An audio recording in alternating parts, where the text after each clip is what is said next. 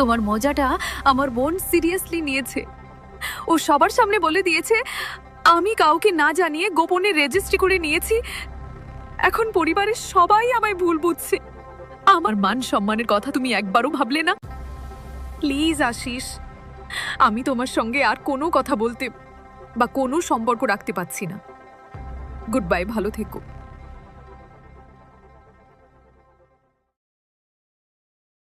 পরের দিন 1 জানুয়ারি 2025। নতুন বছরের প্রথম সকাল।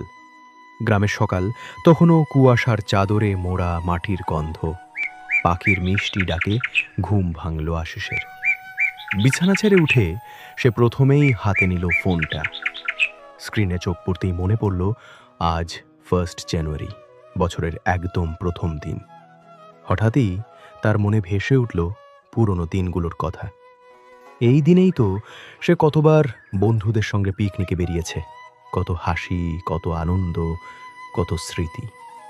একটুখানি থেমে ভাবল, ইস, যদি সেই আনন্দময় মুহূর্তগুলো সুস্মিতার সঙ্গে ভাগ করে নেওয়া যেত।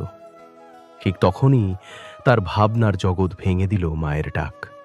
সে দ্রুত বিছানা থেকে উঠে মুখ হাত ধুয়ে হাঁটতে হাঁটতে পৌঁছালো গ্রামের সেই প্রিয় ক্লাব ঘরের দিকে।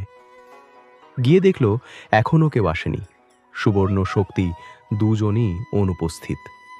বাধ্য হয়ে সে একা বট গাছের নিচে বসে পড়ল। বাতাসে হালকা শীত, আর মনে সুস্মিতার স্পর্শহীন উপস্থিতি। ভেবেই চলল, সুস্মিতা, সুস্মিতা, সুস্মিতা। ভাবতে ভাবতে আর নিজেকে আটকাতে পারল না। শক্তিকে কল করে সুস্মিতার নম্বরটা নিয়ে ফোন করল। প্রথমবার কেউ ফোন ধরল না। তারপর দ্বিতীয়বার ফোন করতেই ওপাশ থেকে একটি কণ্ঠ ভেসে এলো। হ্যালো, কে বলছেন? আপনি আপনি কি সুস্মিতা বলছেন? না, আমি ওর ছোট বোন বলছি। আপনি কি জামাইবাবু? তুমি জানলে কি করে? দিদি তো গতকাল রাতে আমাকে সব বলে দিয়েছে। সত্যি? হ্যাঁ। এরপর শুরু হলো তাদের মধ্যে কথোপকথন। প্রথমে লজ্জা, পরে হালকা হাসি। কথা চলতে চলতেই হঠাৎ ওপাশ থেকে মেয়েটি হেসে বলল, জামাইবাবু, আপনি দিদিকে ছেড়ে আমার সঙ্গে প্রেম করুন না। আরে না না, আমি তোমার দিদিকে সত্যি অনেক ভালোবেসে ফেলেছি। তাকে ছাড়া আমি আর কাউকে ভালোবাসতে পারবো না।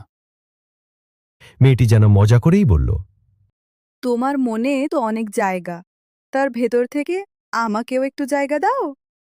আশিস মৃদু হেসে বলল, আমার মনে যতটুকু জায়গা ছিল সবটুকুই তোমার দিদির নামে রেজিস্ট্রি হয়ে গেছে। ঠিক আছে, তাহলে আর কি করা যাবে? দিদি উঠলে বলে দেব তোমাকে যেন ফোন করে। অবশ্যই বলবে। বলেই আশিস ফোনটা রেখে দিল। তারপর সময় যেন হঠাৎ থেমে গেল। সকাল পেরিয়ে গেল দুপুরে, দুপুর গড়িয়ে বিকেল, বিকেল গিয়ে সন্ধ্যা, কিন্তু কোনো ফোন আর এলো না। সন্ধ্যা নেমে এসেছে। ক্লাবঘরের বটগাছটা তখনও নিঃশব্দে দাঁড়িয়ে আছে, কিন্তু আশিসের ভিতরটা যেন বারবার নড়ে চড়ে উঠছে। সে বারবার ফোনটার দিকে তাকিয়ে দেখছে, কিন্তু স্ক্রিনে ভেসে উঠছে নো নিউ নোটিফিকেশন। সে গভীরভাবে ভাবছে, আসলে কি সুস্মিতার আগ্রহী নয়, নাকি ওর বোন মজা করছিল? কিছু না জেনেই একটা অজানা ঘূর্ণিতে সে ভাসছে। হঠাৎই পেছন থেকে ভেসে এলো পরিচিত গলা। কি রে, এমন করে একা একা বসে কি ভাবছিস? শক্তি এসে পাশে বসল। কিছুক্ষণ পর সুবর্ণ এলো। ব্যাটা, তোকে দেখি আজ একটু অন্যরকম লাগছে। কি হয়েছে? সুস্মিতার সঙ্গে কথা হয়নি? আশিস মাথা নিচু করে বলল, না রে, ফোন করেছিলাম ঠিকই, কিন্তু ওর বোন ধরেছিল। বলল সব জেনে গেছে। তারপর হাসি ঠাট্টা করে কথাও বলল, কিন্তু বলল দিদিকে ফোন করতে বলবে। তারপর থেকে আর কোনো ফোনই এলো না। শক্তি কিছু না বলে হাতটা রাখল আশিসের কাঁধে। তারপর বলল, তুই অপেক্ষা কর। কারো ভালোবাসা তো একদিনে তৈরি হয় না। তুই তো ওকে মাত্র একদিন চিনেছিস। তোর মনের গভীরতা বোঝাতে হলে সময় দিতে হবে। সুবর্ণ মাথা নেড়ে বলল, আরেকটা দিন সময় দে। যদি কিছু না হয় তাহলে আমরা দেখছি ব্যাপারটা কি করা যায়। আশিস কিছু না বলে আকাশের দিকে তাকিয়ে রইল। শীতের সন্ধ্যার চাঁদটা যেন তার একাকিত্বের সাথী হয়ে উঠেছে। পরের দিন 2 জানুয়ারি 2025। ভোরবেলার নরম আলো তখনও পুরো গ্রামটাকে জাগিয়ে তোলেনি। আশিসের চোখ খুলতেই মনে পড়ে গেল সেই অপেক্ষা। আজ কি ফোন আসবে? না, আজ সে আর অপেক্ষা করবে না। আজ সে নিজেই সাহস করে সুস্মিতাকে মেসেজ পাঠাবে। হাই সুস্মিতা, আমি আশিস। জানি তুমি ব্যস্ত, জানি একদিনের আলাপে কেউ ভালোবাসে না, তবুও মন তো আর নিয়ম মানে না। তোমার যদি সময় হয় প্লিজ একটা কল দিও, আমি অপেক্ষায় থাকবো। মেসেজটা পাঠিয়ে ফোনটা আলতো করে পাশে রেখে দিল আশিস। তারপর শুরু হলো অপেক্ষার প্রহর। ঘড়ির কাঁটা এগিয়ে চলল। সকাল গড়িয়ে একসময় দুপুর এসে দাঁড়ালো দোরগোড়ায়। তবুও ফোনটা নিশ্চুপ, একটু আলোড়ন নেই স্ক্রিনে। দুপুরে স্নান সেরে খাওয়া দাওয়া মিটিয়ে সে ক্লান্ত শরীরে বিছানায় গা এলে দিল। চোখের পাতা ভারী হতে থাকলো, কিন্তু মনটা তখনও জেগে আছে। সুস্মিতার স্মৃতিতে, মুখের ভাঁজে, গলার সুরে। ভাবনার ফাঁদে আটকে থাকা মুহূর্তগুলোর ভেতর দিয়ে সে যেন ভেসে যেতে লাগলো কোনো তল স্বপ্নে। চোখের কোণে নেমে এলো হালকা তন্দ্রা, ঠিক যেন কোনো গ্রীষ্ম দুপুরে ছায়া খোঁজার মতো শান্ত এক নিঃশব্দতা। ঠিক দুপুর তখন 1টা বাজে। হঠাৎ মোবাইলে রিংটোন বেজে উঠল। আশিস দেখল ফোনের স্ক্রিনে ভেসে উঠেছে কল ইনকামিং। সুস্মিতা। হৃৎপিণ্ডটা যেন হঠাৎই এক ছটকায় উঠে এলো গলায়। ভেতরটা কেঁপে উঠল আতঙ্কে, কৌতূহলে, আরেক অজানা ভালো লাগায়। হাত কাঁপছিল, নিঃশ্বাস থমকে ছিল। ধীরে, খুব ধীরে ফোনটা কানে তুলল সে। হ্যালো। তুমি আমার বোনকে গতকাল কি বলেছ? কেন, কি হয়েছে?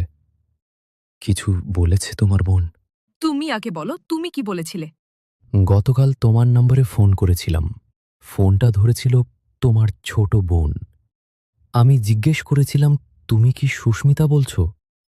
ও বলল না, আমি ওর বোন। এরপর বলল, কে, জামাইবাবু বলছেন?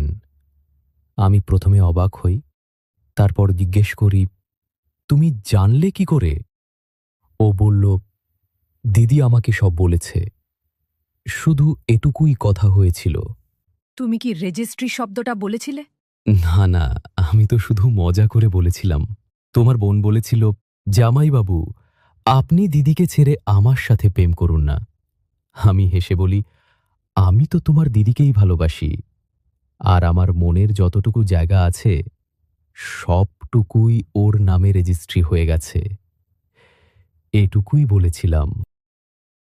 তোমার মজাটা আমার বোন সিরিয়াসলি নিয়েছে।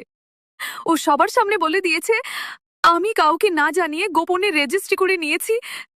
এখন পরিবারের সবাই আমায় ভুল বুঝছে।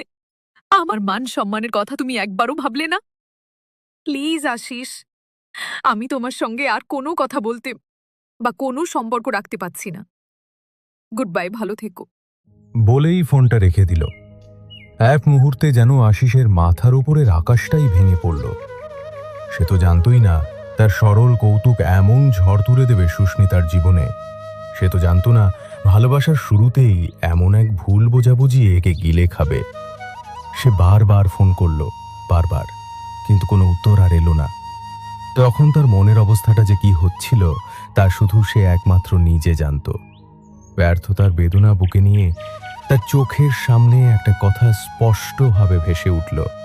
সুবর্ণ তাকে একবার বলেছিল, ছিঁড়ে যাওয়া ঘড়ি কখনোই জানতে পারে না লাটাই হাতে দাঁড়িয়ে থাকা ছেলেটির মনের অবস্থা। ছিঁড়ে যাওয়া ঘড়িটির মধ্যে ফুটে উঠেছে সুস্মিতার ছবি, আর ওই লাটাই হাতে দাঁড়িয়ে থাকা ছেলেটির মধ্যে আশিস যেন নিজেকে অনুভব করল। এভাবেই একটি সম্ভাব্য সম্পর্ক, যা হতে পারত হৃদয়ের সবচেয়ে মধুর অধ্যায়, তা রয়ে গেল অসমাপ্ত এক ভুল ইশারায়।